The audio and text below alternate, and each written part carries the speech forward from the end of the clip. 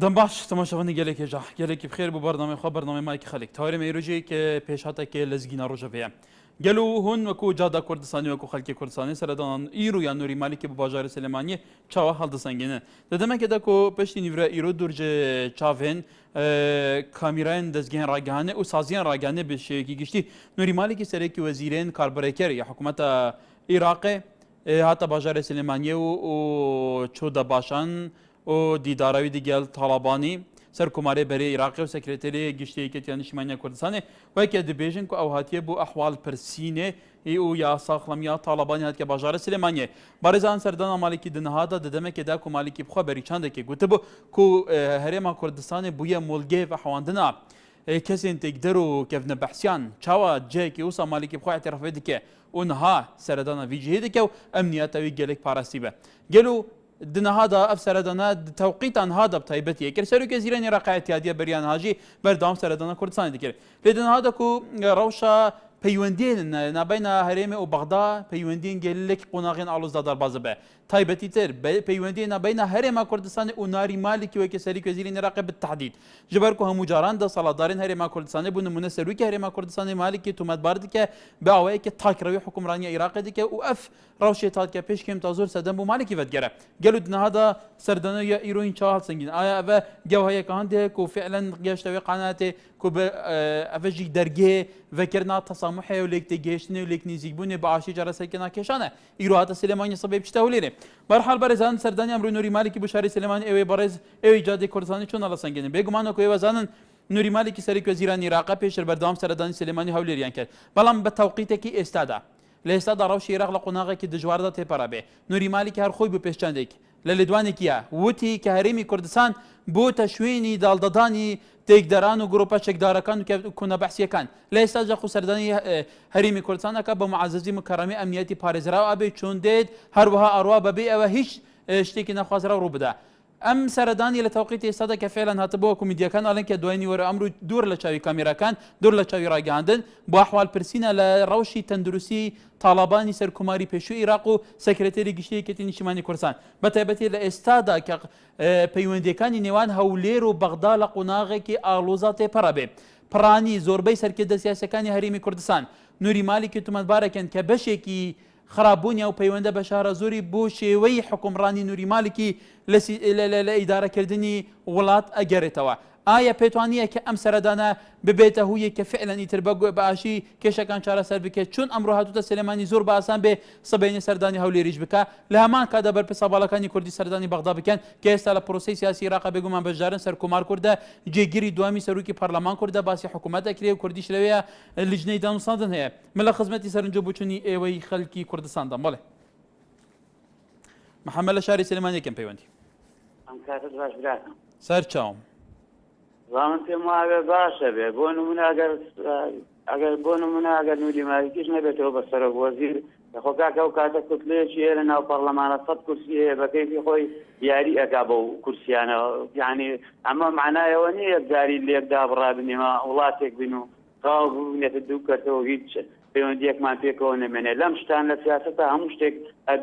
هەموو شتێکە بیندرێ هەموو شتێک ئەوترێ هەموو شتێکە کردرێ ئەمانە کاردانەوە یەکتری بوون بۆ نمونە ئەم جایاتی بڵێن لێدوانەکانی یەکتری حکومەتی هەرێم و بڵێن بەغایە بەس ئێستا احتیاجێ بەلای منەوە زۆر احتیاجیە سەردانی سلێمانی کە لەوای سەردانی هەولێرش بکە خۆ ناگرێتەوە تۆ سیاسەت دەکەیت دەبێت هەموو کاتێک دانووساندن و دانیشتن و ئەم شتانەت هەبێ پێکەوە. بەڵێ حەسەن لە سەنگە سەرەوە ئەم کاتت باش سەر چاو دەستخۆشی بەرنامەکە لێ دەکەم. باڵێ سپاس. من بەڕای خۆم پێم شتێکی زۆر تەبیعیە. باڵێ لەبەر ئەوەی دەتوانم بڵێم جەلال تاڵەبانی کەسێکە شەخصیاتێکی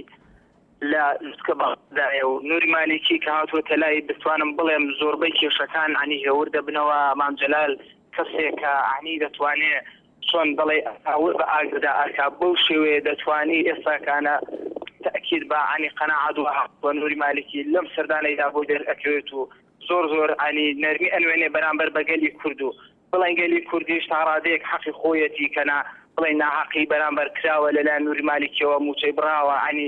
ئیمکانیەتی بۆ دابین نەکرۆ بەڵام بەهۆی ئەم سەردانەوە دەتوانین بڵێن مام جەلال دەتوانێت تاڕادەیە کێشەکە عنی بەم سەردانەیە چارەسەر کات تێگەیشتی بێم شتێکی زۆر تەبیعیە ئەمە ناکرێت ڕێگا لەسەر بەرپرسێکی واداخین و بڵێن نا تەواو دەرگا قفڵ دەین بەڕوویدا نابێ بەم شێوێ لەبەر ئەوەی دەرگا دەبێ واڵا بێ دەرگا دەبێت کراوە بێ بۆیە من پێم شتێکی زۆر تەبیعی و بۆم سەردانەیە دەتوانم بڵێم. بەڵێ بەرزان پێشتر غیابی مام جەلال وەکو سەرکوماری عێراق لە ساحەی سیاسی عێراقدا وەکو حتا سەرکردە کوردەکان و عێراقیەکان ئەمەیان باسێکی کە ئەمە فەراغێکی زۆر گەورە دروست کردبوو لەوەی کە کێشەکانی عێراق زۆر تەشەنە بکە. ئایا تەواجودی مام جەلال لە ئێستادا لە دەباشان لە ناو کوردستاندا دیدارەکانی لەگەل بەرپرسە باڵەکان ئایا ئەمە ئەکرێ بە تایبەتی کە ئێستا لە هەرەمی دەسەڵاتی عێراقیش دانی وەکو سەرکومار بەڵام وەکو سکرتێری گشتی حەزبێک و پێشتر وەکو سیاسیەک وەکو بەرپرسێکی بەڵا لە عێراق قورسای خۆی بووە ئایا ئەمە ئەبێتە بەشێک لەوەی کە فعلەن کێشەکان چارەسەر بکرێ تەسامح بێتە ئاراوە؟ مامجا وەرفەرموو. ئێوارە باش سەر چاو. وەڵی ئەمە لەوەندە دەڵێم لە سەرەتای دروستبوونی شۆڕشی ئەلو لە 64ەوە تاکو ئێستا مفاوەزە هەیە بەرامبەر حکوومەتی بەغداوە هەتا ئێستا هیچ سەرکردەیەک توانی نظامی کورد شارەش بکە ئێستا ئەو بەراشاتە سەر کورد و داعش ماشا ئەوە سەرکارەساتە ئەمریکا هەموویان دنیا دەزانی وەزی کورد چیە داخوازیەکانی چییە بەڵام خەتار خۆمانە ئەوەندە دەڵێم دەڵم شەرف کورسێ لەم کوردستانە کەس بەکردێ و ئاخری زەمانە فەقیر زوو بمرە کەفرت هەردانە حەقی کورد درۆ پەیمانە زۆر سپاس خۆ حافظ. بەڵێ ڕۆنەک لە سلێمانی فەرموو. ئەم کاتۆ باش سەر چاو. وەڵی من بەس ئەوەنە ئاڵێم بە چۆن ئەم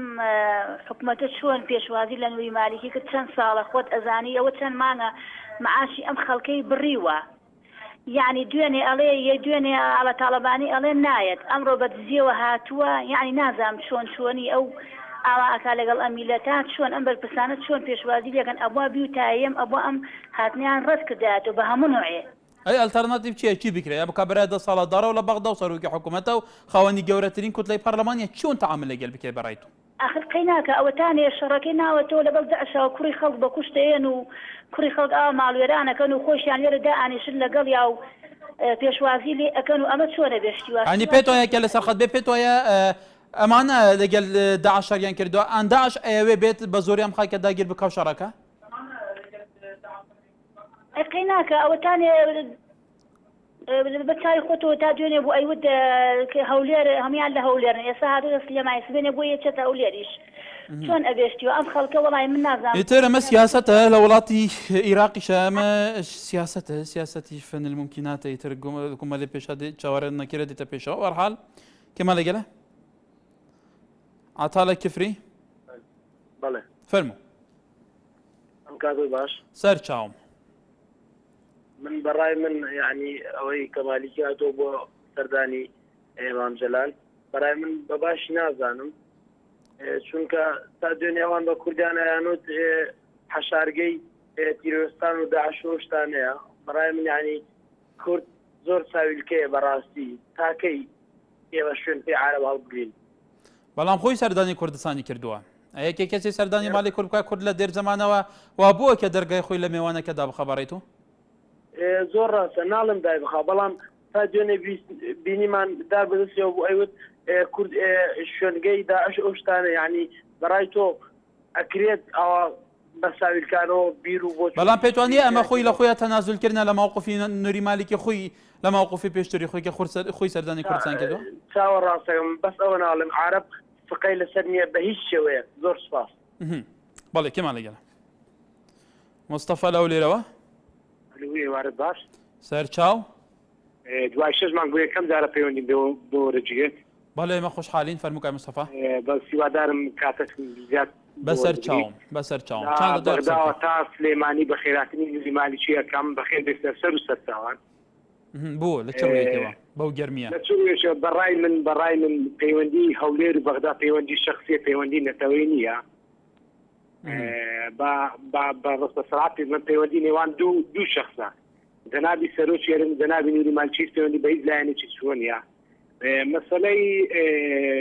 هاتنی نووری مالیکی بۆ سلێمانی بۆ ئەحواڵپرسینە بەڵام دەتوانم دەڵێ ئەو ئەحواڵپرسینەوە شتی باشتری بەدواوێ نووری مالیکی پیاوێکی ئەوەندە کەن لە ڕەق نییە و پیاوێکی ئەوەندە نەزان و نەفامیش نییە موچێ هەرێم ببرێت و بربەرتێک لە نێوان هەولێر و بەغدادا بنێ و بەڕای من تۆ ناکرێ میوانێک لە بەغاوە بێت و بڵێ کاکە مێ و کورد ڕازی نییە و کووردا بەخۆی کورد ئەڵێ بەڵێ کای گەرمیان فەرموو سەرچاوم بەستەکایە ئەنی کای گەرمیان حەزەکەیان ڕەخنەش بگیری بە سۆک و گەلێک جار نەبێ ینی کۆمەڵ لە مەساڵەتیا بەکارنێنێ لە چارچەوە قسەکانتەوە فەرموو بەڕێز من یەک داواکاریم لە یەکێتی نیشتیمانی کوردستانیە بەڵێ بعد خەڵک پێ بگەێنن ئەگەر عید مالیکین بێرە عید مالیکین ئەگەر عید کوردستانن با عید کوردستانن تاکەی وڵاتە فرۆشن بەس من یەکێتی نیشتیمانیژم تاکەی وڵاتە فرۆشن کاکە ینی پێت وایە پێشوازیکردنی لە مالکی ئەمە بێ نابێ نەخێ نابێت و بە داعزاتەنە بە ترۆریست دارەزە تێگەیت بودجەت لێوە ڕێت ئەڵێ نەوت لە دەستورە تێگەیت تەطبیق کراوە ئەبێت هەرێمی کوردستان نەوت بفرۆشێت تێگەیت ڕێگری لە نەوتەکە ڕێگری لە هەموو شتێکەکە بەس من داواکاریم لە یەکێتی نیشتیمانی کوردستانە تاقی کوردە فرۆشن بەس من پێ لێم تاقی کوردە فرۆشن بەسە عیدە بۆیان دا ڕزن داوە ببورە کای گەرمیان پێشتر بە تۆمە تکایە کۆمەڵی مستەڵە بەکارنێنرە ئەنی لەبەرەوە بەڕێزان پێم وایە ئەم بەرەزەگە لێ جارت پەیوەندیە کە نازانم ئەمەیان تێ بەس هەر گەرمیانێک بەناو گەرمیانێکە لە دەربەندی خان لە پڕێکەوە کۆمەڵی مستەڵە فرەیەدا کاکەمە تەلەڤیزیۆنە و ئێمە ڕێزدەم و کەسێکێکین ڕێزدە سەرنجەکانی تۆگەین بەڵام سەرنجی منطقی بن لە چارچەی دابوو نەریت و ئەخلاقیاتی کوردەواری و سەحافی بن لەبەرەوە کۆمەڵی شتەیە تەشکیرکردن لێرە قەدەغەیە بڵێ کاک محەممەد لە تەکیەی جەباری وانە ئەم کاتە باشوو تێکی جەباری ناحی تەکیە بەڵێ فەرموو سپاس بۆ تەوەرەکە و خۆی یەکێتی نیشتیمانی کوردستان لەمەدا غەڵەت نییە میوان عەزیزی خوا یەکێتی نیشتیمانی کوردستان بۆ هەموو لایەنەکانی تری کوردستان پێم وابێ کێشەی شەخصیان لەگەڵ نوری مالیکی نییە و کێشەکە دەگەڕێتەوە بۆ سیاسەتەکە سیاست جایە وەکو لە شخصی میوانی عەزیزی خوا هەست کاتێ میوان ڕوو دەکاتە هەرێمی کوردستان و ئێمە پێشوازی لێ دەکەین وەکو چۆن لە ڕابردوو بینیمان بەڵام ئەمە میوانێکی ئەتیادی نییە ئەمە میوانێکی ئەتیادی نییە ئەمە سەرۆکی وەزیرانی عێراقەمە بەڵێ پێشتریش خۆی احتیادی نەبوو لە هەولێر پێشوازی لێکراوە دەستخرا دەستی سەرۆکی هەرێمی کوردستانەوە ئەمەش احتیادی نەبوو پێشتر بەڵام میوان عەزیز خوا هەست کاتێ میوان دێ بۆ سەدای نەخۆشبابێت دەرێمی کوردستان من ڕێزم لێ وەقسەکەی کاگەریمان پێم وایە زۆر بە غەڵەتێکیشتووە بۆ ئەمڕۆ میبینیم لە کەناڵی ڕوودا و لە ناو هەولێر لەدوای خەڵکیان وەردەگرت دەست بە یەکێتی نیشتیمانی کوردستان حەقی وایە میدیاکانی ئێمە ڕابگرن پێم وایە کەناڵی ڕوودا و هیچی وەدەستۆنیە غێری چاواشەکاری بەڵێ ببڕێ ڕێزمانەیە بۆ هەموو کەناڵەکان بوو بەڕێستانیش ئەو هەر کەناڵێک ئازاد دەچۆنیشی خۆی بگا بەڵێ پێمە لەگەلە چەتۆل ئامێدیە دیێلمەیە بەڵێ کاک چەتۆل ئامێدیە تاوی کەرم کێ بەڵێ دەم دەم باش تەوارەت مالکی بۆ سلێمانیە ئەم شەرمەزار بکەین ئەرێ بوو حتا بێگەوێت تووشی کوردا تاغویتم هیچ خواستێکی کوردا جێبەجێ نەکردیە لێ پێشتر سەردەنا هەولێریجی کرد پشتی ئاڵۆزبوونا ڕەوشێ و لەڤاندنا هێزا پێشمەرگە هێزار تشە عێراقی ئەوسا پێ کاتن و سەردەنا هەولێریجی کرد ئانا سەردەنا سلێمانیت کرد چ جیاوازینە بینەوەیەکە هەبدیت ناتە بەڵێ بۆ هەولێرجی ئەم شەرمەزاریەوەی بکەین پاچ بێتەکردن بەرامبەرەوی سەرۆکی وەزیرە و کوت لە هەیە و چی بێتەکەن سیاست ئان ململانێ و ئان قوچقوچانێ بەڵێ ویتی حتا وێگەوێ بەری وێت داخەز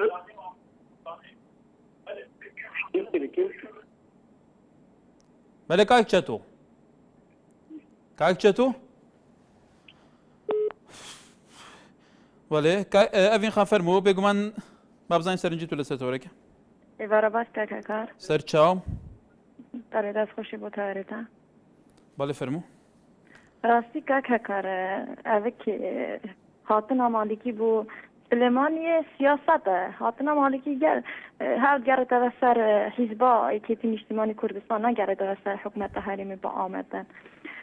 بەس بوو نمونە دەبێژن خەڵک پەیوەندیکە دەبێژیتن کێشا شخصی کێشا مالکی گەر سەرک بارزانیە باشە کێشا شخصی بی دموتی هەمە هەرێمی بڕی ستاتێ نۆحەت هەرێمی موتیە لە هاتیە بەڕینێ و کێشا شخصی بگە بنەماڵە بارزان بەزی موتی بارزان بڕی بەزی هێت هێرشێکەتە سەر خاکە بارزان یان هێرشێکەتە سەر جەنابی بارزانی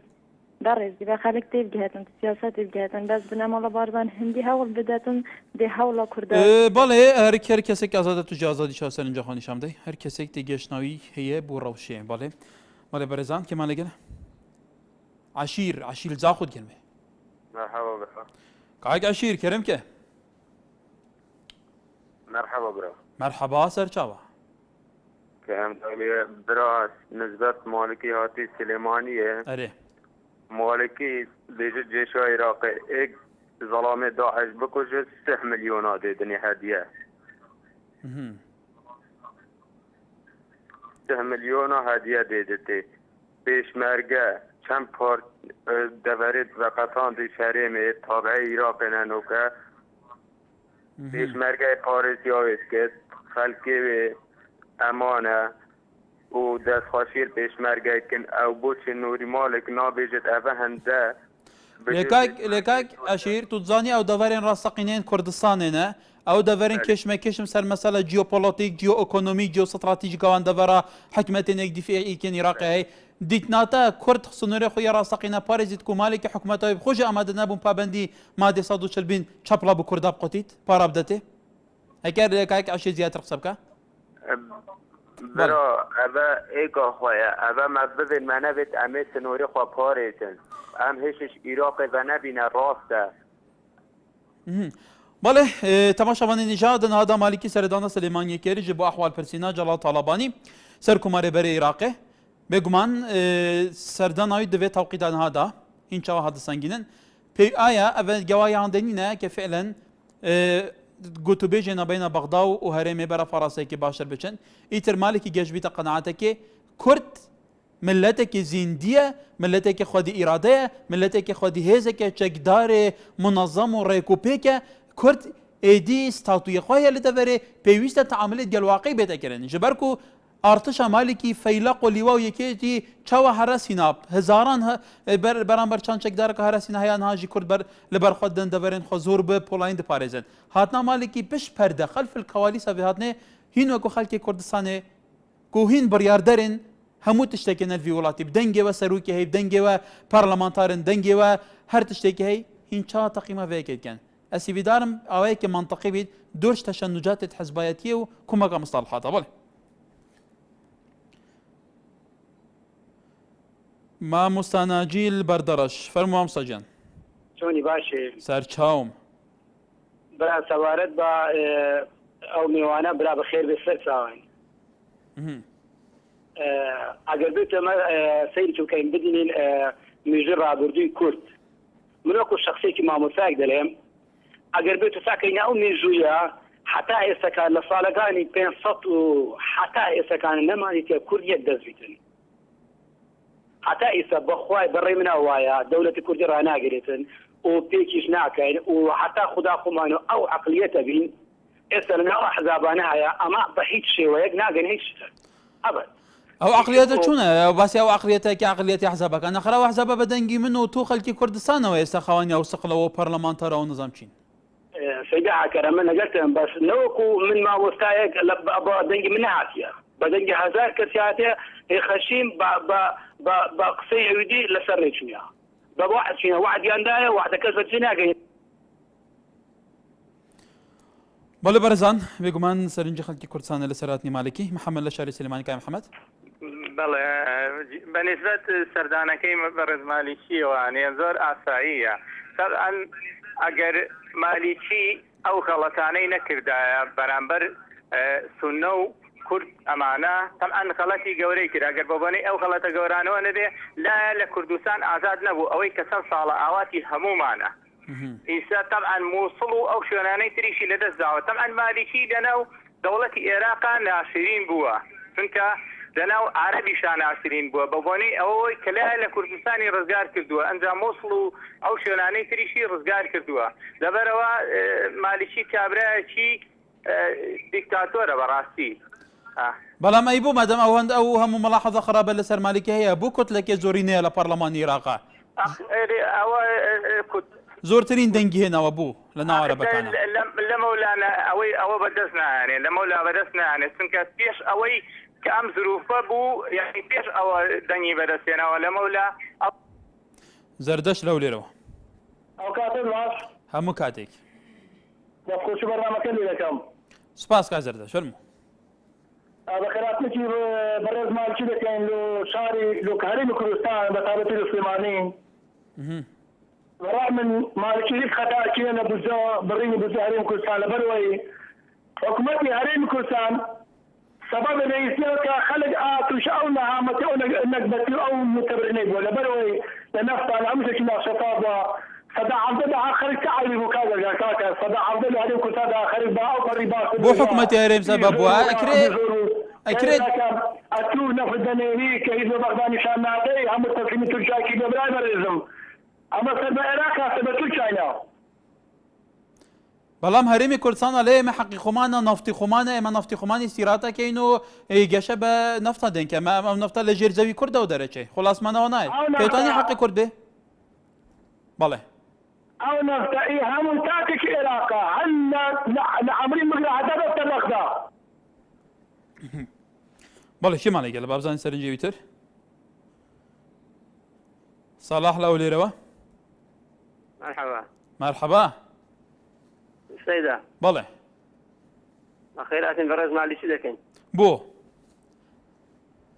والله بلو ما كابلا شي خراب بتن بالاي بنا باش بعدين نزارش پێتۆیە مالێکی باشان خراپە بۆ ئێمەی کورد بري باشان خراپە والله بالنسبة بعض صخرة بيني لە چ ڕۆیەکەوە لە کاتێکە ئاڵێن بوجە براوە موچە براوە لە کاتێکە ئاڵێن حتا پابەندی اتفاقیەکانی خۆی نابێت لەگەڵ زيد تعين وما تعين ما ناكن دي باش مالي شي كذا عربة تعيني ذاك سنو ايش لو ذاك ما كردي ايش تذكرين يعني تو تعين نكراوي او بيستعلم بس عايز تقديم ذاك مهرب تخناتنا كزبري اسمع لنا كانوا يعني پێتوای ئەمە ڕەبت بێ بە مالکیەوە بە کێشەی مالکی هەرێمەوە هذا معلش عالم تعين ذاك باكر ذاك كانوا عالم تعين كانوا خذ نخرانا بس واسطه كاجو سيو ولا برزان عبد الرزاق مالجله لا سويسرا فرمو مرحبا ليبي مرحبا سرچاو مرحبا ليبي سرچاو فرمو بابوني مالشيها بابوني مالشيها تيبوس هنا سليماني بله مالشي خوي وتي كردستان جي تورستان او كساني كراين كلوا كباشا كانوا شتاني استش خوشي دي بو كردستان هر خوي بدرو خصنه بيتو كاوشتوانيا كردستان آرامە کوردستان تیرۆریستی لێ نییە بەداوەڵە خەڵکانەکەم کە هاتی بالشی بە هینێکی ناڕاستیە زان بالفعل ئەوە خۆی وا پەیوەندیم کرد خۆی وا کرد کە خۆی بە درۆ خستەوە کە واستات تیرۆریست لە کوردستان نییە کەواتە ئەمەش پەیامێکی گرنگ نییە سیاسێکی عێراق بەم شێوەیە قسە بکە و هەر خۆی وەکو خۆت ئەڵێ قسەکانی زیواجەتی تیا بێ بە درۆ بخاتەوە ئەمە بۆ ڕای گشتی عالەم پەیامێکی تر بێ بەڵێ وایە وەکو ئێمە خەڵکانەڵێن حقا نهاد بنا بالفعل بوابي اگر توين بابراتن بو هوليريش بارغاي تبتن او شتزوشتي شي اسايو او ميواني شر ميوان كاتب بله الان لرانيا باشي ورزم سر چاوم بخيراتي ورز مالي شي دفين براسي بخير بسالة زوان من لبروي بمالي شي بيسا حوض ماذا بموديانا كبوجه ومعاش ويسمعنيها او سمو غلطتكاني سياستكاني ساكتكاني كلها كان عراقيا بغير بشش كردستاني شان ب تركيا فرصة بوي بمالكي بموديله غير بخيرات يمكن لذاتي اوي دشي كبد بو كردستان ولا برزانه مثلا جولات هەرێمی کوردستانە لە سەراتنی نوری مالکی کە فعلا لە سیجێکەش هاتووە بێگومان هاتنی ئەمرووی مالکی بۆ شاری سلێمانی توی هاوڵاتی کورد چوونە لە سەنگینیەوە کۆمینبەری ڕاستەقینی خۆتانێرە هەموو ڕۆژێک لەسەر تەوەیەکی گەرم ئێمە بابەت دەست نیشان نەکەین و ئێش قسەی خۆتان لەسەرەکەن بە هەموو بیرۆ بچنە جیاوازەکانەوە بڵێ هۆنەر لە خۆرماڵەوە کاک هۆنەر سەرچاو سەرچاوم من ئەمێ ئاماژە بە دوو شت بم ئەگەر بکرێت بەڵێ یەکەمیان ئەوەیە ئەگەر مالکی خراپە ئەوە بۆ پێشوازی لێکرێت باشە ئەمێ ئاماژە بە شتی کەسکەم من پێم وایە هاتنی مالکی بۆ سلێمانی لەم کاتەیە تەوە هەموو سوکایەتی بە کوردەکات کە ئەڵێت کوردستان بووەتە مۆڵگەی تیرۆرستان و داعش باشە بۆچی کوردەمە قبوڵەکات باشە ئایا ئەم خیانەتە کە هیچی لە خیانەتی شیوەکی ئاب کەمترە پێم وایە ئەمە هیچی لە خیانەتی شیوەکی ئاب کەمتر نییە لەلایەکی تریشەوە مشتێکی کەمان بۆ دەرەخات ناوماڵی کوردی هێشتا لە ناو یەکە یەک نین لەلایەکەوە کۆمەڵێکیان ئەڵێن مالکی کەسێکی خراپە کەسێکی زۆر ناڕەوایە دەسەڵات دەخۆزێتەوە لەلایەکی کەشەوە جەماعەتی کەش پێشوازی لەکەن باش وەڵێ بەرەزان ئەمە چند ئەچێتە چارچەوەیە کە فعلا کورد دەبێت جادەی کوردستانیش بێجگە لە سەرکردەکانی کورد ئیتر بە عاتفیە سیاسەت نەکەن ئیتر ڕق و کینە هەلگرتن بەرامبەر لێدوانی کەسێک سیاسی نظامچی سیاسەت نەکەن دەبێت لە چارچەوەی پێشهاتەکان و لە چارچەوەی ڕەوشەکە و لە چارچەوەی پاراستنی بەرژەوەندەکانی خەڵکی کوردستان لە چارچەوەی استراتیجێکی نەتەوی سیاسیەکی سیاسەتێکی حەکیمانە و عاقلانە و تێگەیشتانە و سەردەمانە تەعامل لەگەڵ پێشهاتەکان بکەن بەرپرسێک بێ ڕۆژێ قسە بکە ڕۆژێ قسەی تر بەڵام ئەمە بەرپرسە تاشان گرنگە کوردیش وەرەقەی زەختی خۆ بێ وەرەقە زەختی خۆی بەرامبەر بەکار بنرێ لە چارچەوەی پاراستنی سیاسەت پاراستنی بەرژەوەندی هاوبەشەکان بەرژەوەندی هاوبەشە نیشتیمانی و نەتەوەیەکان نەک بەرژەوەندی هاوبەشەکانی گیرفان و حەزب و هیبەرتەسکی کەساتی تاشان گرنگە لە ئێستادا قیادی کورد حتا لەگەڵ جادەی کوردستانیشی تر عاتفیەت نەبێ لەگەڵ سیاسەت تۆند نەبێ هین نەبێ ینی متعاند نەبێ کراوە بێ ئیتر پێشهاتەکان بە بەشەیەکی زانستی و بەشەیەکی منطقی خوێندنەوەی بوو بکە بڵێ بەهەمان لە شاری سلێمانی کای بەهەمان سەرنجی بەرستان ئەم کاتەوە باش سەر چاوم بۆ ئەو سەدانی مالکی بۆ هەرێمی کوردستان یەک دەنگ بە چاکی نازانم بۆم شەخسی خۆم وە گوناحە یەکێکی وەک مالکی بێتە هەرێمی کوردستانەوە لەبەر ئەوەی هەرێمی کوردستان بە لێپرسا و زانی کە داعش وەڵحاڵ کورد دەستی هەیە لە داعشە بۆ هەرێمی کورد بۆ ناوچە دابڕاوەکان من وەک شخصی خۆم قبول ناکەم مالکی بێتە هەرێمی کوردستان وە بە خیانەتی شێزانم کاتۆتە هەرێمی کوردستانەوە چونکم ئەوەی ئەو بە کوردێکە ئەوەی ئەو بە کوردێکە کەس بە کەسی ناکە لە عێراقا وە دەستخۆشی بۆ بەرنامەکە تو بەڵێ هەردی لە شارە زۆرەوە کاک هەردی شارە زۆر سەر چاو زۆر سپاس وەڵا بە نسبەتە و سەردانی مالکیەوە بۆ کوردستان بەڵێ من بەڕاستی وەکو خۆم خۆشحاڵم بۆ سەردانی مالکی وە بە پیاوێکی خراپیشی نازانم بەڕاستی ئەتوانم بڵێم ئەو شتانێک کە بەرابەر بە مالکی ئەکرێت لە کوردستانە لەلایەن سەرکردەکانەوەیە تەنها لەسەر ئاسی سەرکردی و لەسەر بەشەوەندی سەرکردەکانە ئەوە هیچ خاتێکیشی بەدەلەوە نییە بەڕاستی و پیاوە ڕێزگوزەرای هەژدە پارێزگایە لە عێراقا وەشانازیشی پێوە دەکەم کە سەردانی کوردستان بەڵام ئێستا کەمترن لەو هەژدە پارێزگایە چەند پارێزگای لە دەستی داعشدان و ئیتر بەڕاستی ئەتوانم بڵێمەوە خەڵکانێک بۆ توانیدی بۆ شێوەیە عێراق بۆ شێوەیە بە عقارێکی خراپە بەرێ بەڵام ئەوەشمان لە یاد نەچێ بەڕاستی من یەک پرسیارەکەم لە خەڵکی کوردستان ئێمە بەر لە هەموو شتێ بە چیا بناسی کاتێک کە دژمنایەتی عەرەب بکەین کاتێک کە هێنە خاچیەمەوە ئەگەر بە هێزی پێشمەرگە ئەناسی بەخوا هەموومان خەیاڵمان خاوە لەوەی کە بتوێ هێزی پێشمەرگە کوردستانی بۆ ئازاد بکە بەڵام ئێستا هێزی پێشمەرگی ئازاد کردەوە کوردستان ئێستا هێزی پێشمەرگی کوردستان ئازاد کردەوە لە ژێردەستی ئەودایە ئەوەی پارێزی کاتێک کە ئێمە باس هێزی پێشمەرگە ئەچین لە کوردستانە بەڵێ بەڵێ ئێمە کاتێک کە باز هێزی پێشمەرگەکەین لە کوردستانە بەڕاستی پێشمەرگە هەمووی قارەمانە ئەی بۆ پێشتر سەرنجی تۆ بە شێوەیەکی تر بوو بەڵێ بۆ پێشتر وتی ئەگەر خەیاڵمان خاوە ئەگەر بە هێزی پێشمەرگەیە لە ڕزگار بکرێ من ئێستا دەم لەبەر چییە پێشمەرگە هەموو قارەمانە بەڕاستی بەسڵام پێشمەرگە هیچ خزمەتێکی نەنان لێ ناوێ نە شوێن و ڕێگەی هەیە نە مەعاشی هەیە یان تۆ بە هێزی پێشمەرگە ئەگەر بتەوێ بەڕاستی سنووری کوردستان بپارێزیت و لە دەستی عەرەب دەریکە ئێمە خەیاڵێکی خاوە بەڵێ بەرەزم کورد وڵاتی خۆی پارێزیە لە دەستی داعش کە هەموو جێیشی عێراق و جێیشەکە وڵاتەکانی تر و دەعمێکی زلهێزی خەلف الکەوالیسی وڵاتان بوو داعش نەیە داعش بێگومان سەیتەرە لە زۆر شتی دیکە کردو بەڵام تا ئێستا ناتوانێت سەیتەرە لەسەر کوردستان بکە باشووری کوردستان و ڕۆژئاوای کوردستان لەدەست هێزی چەکداری کوردیدایە لەبەر ئەوە هێزی چەکداری کوردی هێزێکی خەوانی ڕادەیە ئەگەر داعش بۆ شتێکی خۆی ئازادێ نازانم حۆری و چی خۆی بەکۆش بدا و سەری خەڵک بفڕێنێ و تعەدا و ترس بەڵاو بکاتەوە هێزی پێشمەرگەی کوردستان هێزی گەریلای کوردستان لە پێناو ئازادی خاکێکی و نیشتیمانەکەی تێکوشانێک ئەکە ئیرادەیەکی زۆر بەهێزتر هەیە فعلا کوردستان پارێزراوە کوردستان ئازادکراوە سنووری ڕاستەقینەی باشووری کوردستان لە ژێر دەستی هێزی پێشمەرگەی کوردستاندایە ئەگەر متابعەش بکەی کاک هەردی ڕۆژانە لە جەبەکانە بۆی ئەم هەرێمە پارێزترتر بێ ڕۆژانە پێشمەرگە شەهید دەکرێ بە قوربان ئەمە مەسەلەی چییە بۆ داعش بەرامبەر ئەمانە بەردەوامەشکێ بەڵام لە بەرامبەر ئارتشی مالێکی و نزانم سوپای ئازاد و ئەسەد و نظام چێتە دوای چیەکە بڵێ بەڵێ بەرزان ناوبەرێکی دێ بەردەوام بین. دووبارە سەڵاف تەماشەوانی نیژاح بەڕێزان تەوەریمە لە سەرهاتنی نوری مالیکێ بۆ هەولێر و کاردانەوەکانی بێگومان لە بەشی یەکەمی بەردەمەکەمە سەرنج هەبوو هەیان بۆ بە خێراتنی مالیکیان نەکرد هەیان بۆ وتیان هاتنی مالیکی بۆ ئێرە حتا وتیان خیانەتە چون پێشوازی لە کەسێکێکرێ تا دوێنێ کوردستان بە مۆڵگەی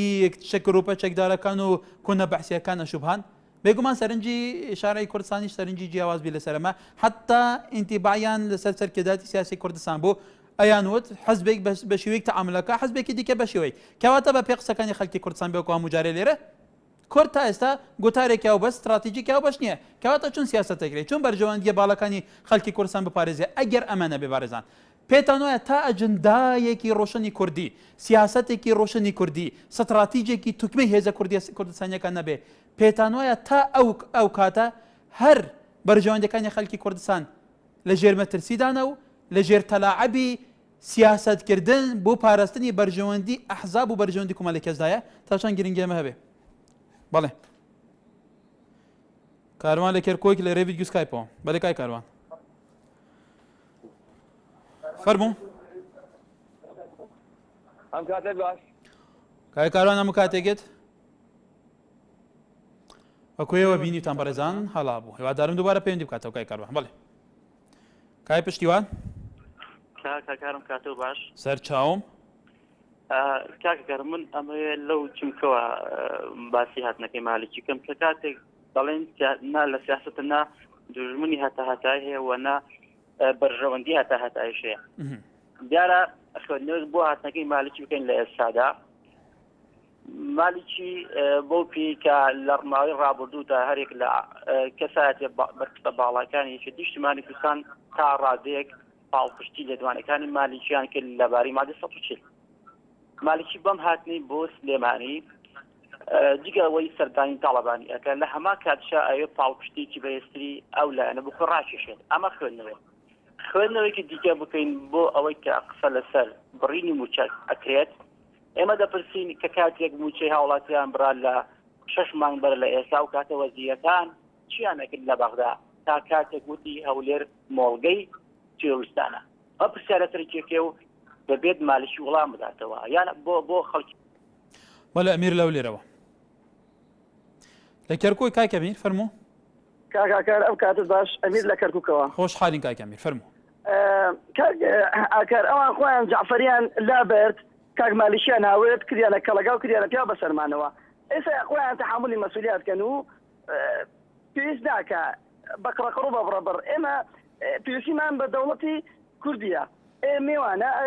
دێ بەخێر بێ سەرچاو جعفەری دێ بەخێر بێ مالیشی دێ بەخێر بێ ئێمە پێویستمان بە دەوڵەتی کوردیە تازە پێویستیمان بە قڕەقڕ و بڕەبڕە نییە بەڵام دەوڵەتی کوردی لە چه چارچۆیەکە ئەوەی ئێستا حەزابە کوردیەکان ناکەن سەرکردە کوردیەکان لێدوانەکانیان شێوەی تەحالفەکانیان و شێوەی دەستنیشانکردنی بەرپرس هەباڵەکانیان گەواهی ئەوەدا کە فعلەن کورد ببێتە خاوەن دەوڵەتە کوتواڵی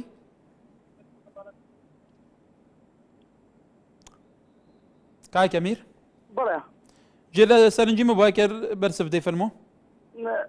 والله يعني بطاطي جومينه بو بس من يعني زور جشبينش نيم بدولتي كودي لبروي بوتا يعني برينشي كتله يعني او هر يسر كديك حمو ما ناقرين هر يعني هر سر كديك بخوي قسيك هر كادريك بخوي قسيك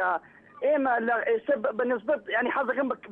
سبارت بكركوك وقصكم كاكار راسي كاس اجاي كركوك نما محافظي كركوك يعني الدكتور نسبني حاليا سخوي شادوتوا كركوك يعني بالي توريمه تحديدا كاك امير سباز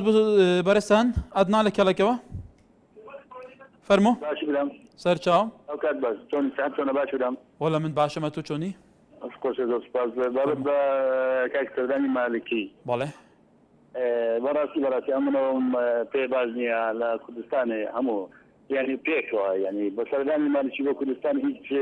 مبرش نيه لبروي او كردستان هيك تمام بعدك بداعش خوي كاتي خوي بخوي لكردستان بو ثاني كاتي هلات الظلم شلون استاذ بكردستان ذلك بلي كردستان دي تدورو داعشنا هذا فين باشلو او برادراني او كذا سكنال يحسد كان ارهمو بيكوا دش با هاتني مالشي بو كردستان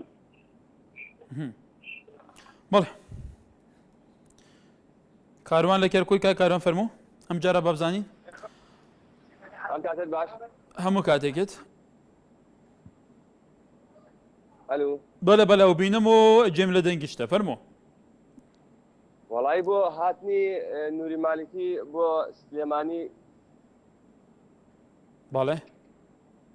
من داوا ئەەکەم لە گەنجان ئەوە نیان هێشتایە کە بە هاتایە چونکەوە ئێمە بۆ ماوەی حەوت مانگە خۆمان و ماڵ و مناڵمان ڕەزیل بووینە بەدەست موچەی نووری مالکیەوە ئێستا حالیانە لە دەوامم ئەو بۆ ماوەی دەشەوە دانەبەزیوم بەڵێ بەڵێ سەرنجی ئەو بەڕێزە نازانم چی باتوانانی بڵێ ناڵێ فەرمو قسە بکە کاکانم پێم وایە ئێوە پێشمەرگەن وانە بەڵێ بەڵێ فەرمو ئەو بەڕێزالێ ئەو مالکی شاد معاش هەر نهات ئەها مالکی شاد جارانەوە داعشیشان معاش نات ئیتر ئەوە ئەو نوکتە لەسەر مەسەلەی زۆرە بەڵێ کاک کاروان سپاس بۆ سەرنجی تۆ ئیتر ئەو پرسی معاش بەرەزان پرسی معاش ئەڵێن حکوومەتی اتحادی معاش نانێرێ لەوێ کێشەی بودجە هەیە ئەوانیش بێگومان بیانی خۆیان هەیە و معاشش دوا ئەکەوێ هەرچەند دادرێت بەس دوا ئەکەوێ ئەمەش سەرنجی خەڵکی کوردستانە لەسەری بەڵێ ئارام زاخۆ کەرەمکە کاک ئارام کەرەمکە ئەلۆ ئێواری باش ئێواری باشتر ئەم ئیدانا نووری مالکی بکەم بۆ هەرێما کوردستانێ ئەم شەهمزارەکەن بەلێکی دێ پشتەوانیامەکەت کو ئەمی شەهمزار بکەن سەرکردمە دێ پێش پشتەوانیامەکە نەخێر سەرۆکە هەرێم دێ پشتەوانیامەکەت سەرۆکە هەرێم دێ بیژیت ئەم شەهمزارت کەن ئەڤەل دەفخۆڤە خەڵکیت کوژن و خەڵکن پێشیا چەبەی پێشمەرکە بن چێنجێ شارێ تێنە کوشتن واوێتن بۆ خۆتکەن و پارە لێکبەتکەن بۆ چ نەخەمە نەدیرە سباهی نووری مالکی دێتە هەولێرێ مەسعود بارداین دێ پێشوازیاوی کەت و دلگەرکەنەت و دێمۆکرێت ئاسوور بووی داینێت و بووی چ نەخەمەکی بێ نەکوشتن کی نایە نەکوشتن هەمال دەفڕۆ بۆ خۆبان شولات بکەن ئەvە سیجێ سەرکردت کوردانە چی بیت کی بتە کوشتن پارەکەین بی نایەوە سیجیوانە بخۆخۆنە ئەو نژێت تشتی بەرکرد ئەگەر ڕاستە بڵە سەرۆکە هەرێم شەهمزار بکات بڵا ئیدانەوی هاتنەوەی بکات نەخیر بالعکس دێ پشتەوانیەکەت و دێ خێراتنەویشی کات جوتیار لە شەر باژێرەوە کای جوتیار بەڵێ دەستخۆشی بەرنامەکە لێکم کاکە بەڵێ ئەزانی چۆنەکاکە کارخۆی سیاسەتی کورد و عێراقی شتایسا هەر لە دروستبوونی دەوڵەتی عێراقی ئەم دەوڵەتە نوێ مەبەستوە هەر بە غەڵەت هاتووە خۆی ئەو ئێمە هەر لە سەرەتاوە کە چوونە بە غادوای ڕووخاری سەدام هەر دەستمان کرد بە حکومەتی عێراقی و بۆی حکومەتی عێراقی بخەیرە سەر پێ یعنی هیچمان ئەو سەرکردانەی ئێمە هیچیان بۆ کورد نەکرد لە ڕاستی یعنی یەکشتم پێ بڵێ بۆ کورد کرد بێت یان یەکشت ئیساس کە خواست گروپێکی نردووە هەندێکمان لە ئەرزەکەی خۆمان گرتۆتەوە بە توانای هێزی پێشمەرگە و خەڵک و دەردیەڵێ بە کۆمەجی هەموو لایەک من پێم وایە ئەوە زۆر گرنگە پارێزگاری لێ بکەین بەس ئەگەر بەم شێوەیە بڕوە ناتوانین پارێزگاری لێ بکەین چونکە بەڕاستی دوو شەعاری جیاوازێ دووشتی جیاوازێ لە کوردستانە ئێمە چەند ساڵ شەڕی ناوخۆمان کرد لەسەر حکومی ذاتی و لەسەر فیدراڵی هەنی ئەوەی خەڵکی کوردستان لەوەیە تێگەیشتن کە فێرەن دوو شیعاری جیاوازەیە لە کوردستانە تێکیزا کە دوو شعری جیاواز نەبووە چۆن وابوو خەڵک هەندێکە دەڵێ مالکی مەعاشی نەبڕیوە یعنی مالکی چۆن مەعاشی نەبڕیوە مالکی هەموو کە دەزانێت کە مەعاشی بڕیوە مالکی دوو شیعاری جیاواز سەیام شیعارانە لە پێنا پێشبڕکەیەکی زیاتر خزمەتی کورتەکە زیاتر گۆل لە لایەنەکانی ترەکەوەکو یاریزانێکی سەرکەوتو لە ساحی سیاسیە پاراستنی بەرژەوەندەکانی نەتەوەیە ئەم فعلەن یاریەکە ئەو لەسەر حسابی ئەوی تر زیاتر خۆی بێتە پێشەوە و ئیسێقاقاتی دەسەڵات و دەستکەوت هەبێ لە کاتێکە مزەحی هەردووکیشیان هەرسێکیشان کاچاندایەنن خەڵکە بێ ئەم شێوی سیاسەتە وەکو ئێواڵێن لە کوردستانە ئەو ئیزدیواجێتە ئەو لەکتەی نەگەیشتنە ئەو جیاوازی خیتابی سیاسی کورتەکو ئێواڵێن بەڕێزان لە چێوە سەرچاوی گرێ بوو چێکرێ محەممەد لە شاری سلێمانەکە محەممەد سەرنجی بەرستان ئەم کارەتان باش سەر چاوم زۆر سپاس دەکەم کاکە بە خێراتنی نووری مالیکیەکەین بە سلێمانی کە بودجە بڕاوە برای بەڕێزم لە دەستوری عێراقا ئەڵێ داهاتی کوردستان بە پێی دەستور بە پێی قانون ئەبێ بگەڕێتەوە بۆ حکومەتی ناوەند ئەبێ بگەڕێتەوە بۆ ناوەند چەند ساڵە ئەم دەسەڵاتدارانی هەرێمی کوردستان هیچ داهاتێکیان نەجێڕاوەتەوە لەبەر ئەوە بودجەی هەرێمی کوردستانی بڕی ئەوە ئێمە چەند مانگە نەوە دەفرۆشین تا ئێستا پارەکەی دیار نیە و لە بانقێکا لە تورکیا هەڵگیراوە یعنی من لەو بڕوایم ئەگەر نەوتی بەس ڕاست بخەنە سەری هەر پارەکەی نادیارە نادیارە ئەمجا نووری مالیکی گەورەترین کوتلەیە لە عێراقا سەرۆکوەزیرانە بە پێ قانون و هەموو شتێک بۆی هەیەتن و کوردستان تا ئێستا بەشێکە لە عێراق. بەڵێ محەممەد لە شێخانەوە چۆنی باشی محەممەد شێخان گەلمەیە کەرمکە كيف حالتها؟ والله از باشم تو چوانی؟ جلس ساوي سرسلة من جسم تشي كان بله خاله محمد سرچاوا کرم که عزيز أصخلاني برشي وقهر زي ما بله أصخلاني قهر زي برشي با سيدا بله کرم که از باش نگشت میگم کامنت تا ببره بله مادام بیژن سرکردار ما کرد بیژی مالکی که را دبوچی به رکبت بتا کردستانه مالکی خودی موکل دبوتا کردستانه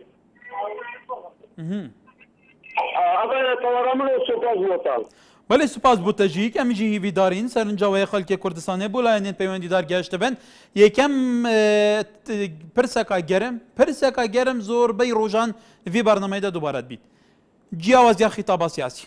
ازدواجات خطاب سیاسی سیاست احزابان نظام چه ديال برسد نتوي ديال بغداد ديال ايران ديال تركيا ديال دروت ناف خودا حتى بان احزاب بخوا ناف خودا ناف مكتب سياسي تواندا قالوا ما دام تو حزبك خزمته ملتي بكي تبو ملتي خوتينيا بيشو ده هو كما هو ده بما اكو عمي جوزين نظام حتى بابي من خزمته خالتي بكي كسي دستيتو نگرنا بو هريك لي دوانا كل دف خرادت هري دف خو سياسته كت مجي خالتي كردستان جي تك داي ترمترسي سر مستقبل وان جي دروس كي نظام قاد صبيه وان برف كيف شيت تاشان جرينجه هيزن كردان سياسه مدارين كردان عقل مندين كردان ايدي صوتيه وان استراتيجيه وان برنامج وان دلي وان رحي وان وجدان وان شار نويسان كو